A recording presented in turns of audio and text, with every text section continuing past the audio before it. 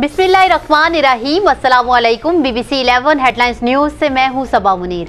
नाज़रीन, आपको आगाह करे फैसलाबाद से, जहां हमारे नुमाइंदा ख़ुसूसी इब्रार हुसैन के मुताबिक फैसलाबाद में SSP patrolling police Faisalabad region Mirza Anjum Kamal की हदायत पर मोबाइल एजुकेशन यूनिट फैसलाबाद के इंचार्ज सब इंस्पेक्टर रिजवान भट्टी ने अपनी टीम के हमरा इस्माइल रोड और फैसलाबाद रोड पर सेफ्टी आगाही कैंप का इनेकाद किया, जिसका इफ्तिताह SSP patrolling police Faisalabad region Mirza Anjum Kamal ने किया, जबकि इस मौका पर डिस्ट्रिक्ट DSP मलिक मोहम्मद अमीन ने भी शिरकत की।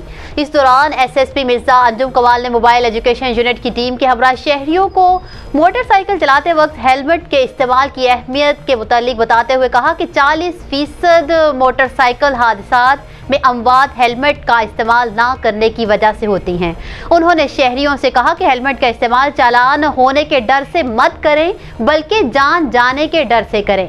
मोटरसाइकिल चलाते वक्त हेलमेट का इस्तेमाल सर की चोट से महफूज रखता है। इस दौरान SSP patrolling police Faisalabad region Mirza Anjum Kamal ने नेक्स्ट कोला कंपनी के Hasan Bajwa national trade and marketing manager और ताहिर बेग मार्केटिंग मैनेजर के ताउन से मोटरसाइकिल सवार अफराद में कसीर तादाद में हेलमेट्स भी तकसीम किए।